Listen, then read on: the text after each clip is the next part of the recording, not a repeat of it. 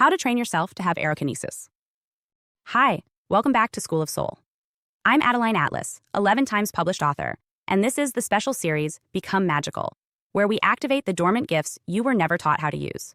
In this video, we're going deep into how to train your field to develop Aerokinesis, the subtle ability to influence air and wind through mental focus, breath, and energetic resonance. If you haven't already watched the previous video defining Aerokinesis, let me give you a quick recap. Aerokinesis comes from the Greek words for air and movement. It's the energetic ability to attune to the element of air and subtly affect its motion using your intention. But here's the catch. This isn't a superpower you get. It's a natural capacity you remember. You were born magical. The system just taught you to forget. Now let's get into the training. First, you have to shift from the idea of control to coherence. You're not controlling the air, you're coming into coherence with it. That means your nervous system, your thoughts, your breath, and your emotions all must begin to flow in harmony. Why? Because air is subtle. If your internal state is chaotic, scattered, or distracted, the element of air won't respond. But when you're in sync, when you become the calm in the storm, the atmosphere starts to mirror you. Step 1. Breath synchronization. The fastest way to train Aerokinesis is to train your breath. Think of your breath as the bridge between your physical body and the external environment. Go outside and find a spot with trees, leaves, or even a candle flame if indoors. Begin with conscious breathing. Inhale slowly to a count of 4, hold for 4, exhale for 6. As you do this, begin to notice how the wind interacts with your breath. Is it still? Does it pick up when you exhale? Stay curious. After a few minutes, mentally set an intention like, let the wind mirror me.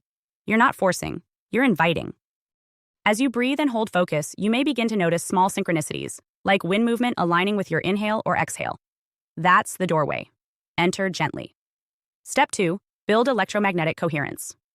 Your heart and brain both emit measurable electromagnetic fields.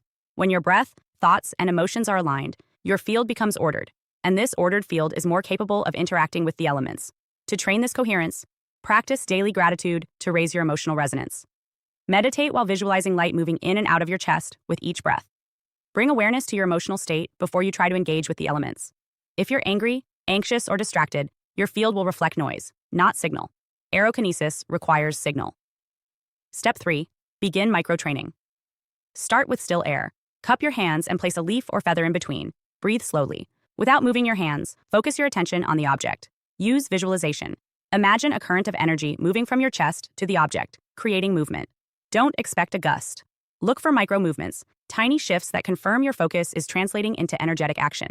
You can also practice with candle flames. Sit 6 to 8 inches from a candle in a wind-free space. As you breathe calmly, visualize your breath extending beyond your body. Watch if the flame flickers in response to your intention. If you see consistent micro-responses, you're training your field to externalize. Step 4. Speak to the element. One of the biggest secrets to elemental connection is treating the element as a living being. Speak to the wind. Ask it to teach you. Thank it when it moves. Set intentions like, let me remember how to listen to you. This may sound strange, but ancient cultures around the world always spoke to the elements. Communication creates resonance, and resonance invites response. Step 5. Practice in natural conditions. Once you've developed subtle connection indoors or in still spaces, begin to go outside during gentle wind. Find a space where you can observe trees, grass, or clouds. Use your body like a tuning fork. Breathe into the space. Visualize your energy field expanding into the environment. Practice matching your inner rhythm to the movement around you. You're not moving the wind. You're aligning with it. If you can sit quietly and feel the wind wrap around you like a response, you're doing it. Step 6. Journal and reflect. Keep a journal of your practice. Log days where you saw wind shifts, where the air responded to your breath, or when the environment mirrored your emotions. These patterns will build confidence and awareness of your progress. Write down questions for the wind, then sit and listen. You'll be surprised what comes through when you treat the air like a messenger, not just background noise. Bonus tips. Practice in twilight or dawn. These times hold subtle energy ideal for elemental work. Avoid practicing around electronic pollution. Get off your phone, turn off Bluetooth, and go somewhere natural. Always close with gratitude. Say thank you. Acknowledge the air as part of your extended body. Aerokinesis is not about control. It's about alignment. When your internal field is clear, coherent, and calm, you become a vessel for elemental harmony. You don't need to bend trees with your mind to be powerful. The true magic is in the subtle. The breath that stirs the leaf. The intention that shifts the air. Keep practicing, and soon you'll remember what your soul never forgot. Hi, I'm Adeline Atlas. 11 times published author, and School of Soul has just released one of our most requested deep dives, the Magic and Occult series. This series is not for the faint of heart.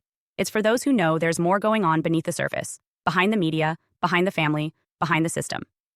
This series breaks the spell and hands you the map. The Magic and Occult series includes over 200 videos on 1. Entertainment or ritual. Decoding mainstream media as mass spellwork. 2. Occult families. Spot them. How generational magic and ritual lineage hides in plain sight. 3. Occult symbolism. The signs, seals, and signals used to claim, curse, or command.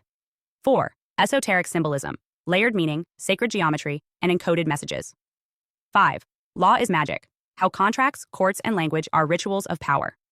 6. Spells and spirits. What magic really is, and what happens when you use it. 7.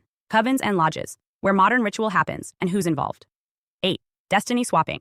How rituals steal timelines, talent, or soul contracts. 9. Energy harvesting. Spiritual parasitism, and how to seal your field. 10. The clairs. Your intuitive senses. Clairvoyance, clairaudience, clairsentience, and more. 11. Become magical. How to strengthen your gifts, protect your mind, and wield conscious force. 12. Miracles are real, divine intervention, faith portals, and supernatural reversals.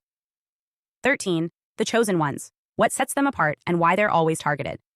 14. The black sheep, the generational breaker, often isolated by design. 15. Targeted individuals, spiritual and technological targeting of aware souls. 16. Gang stalking, organized spiritual and psychological warfare. This is the most revealing, most spiritually advanced, and most protective series SOS has ever released. If you've ever felt something was off about this world, this will confirm it, and prepare you for what comes next. Your protection begins with knowledge. Join the SOS School of Soul Vault.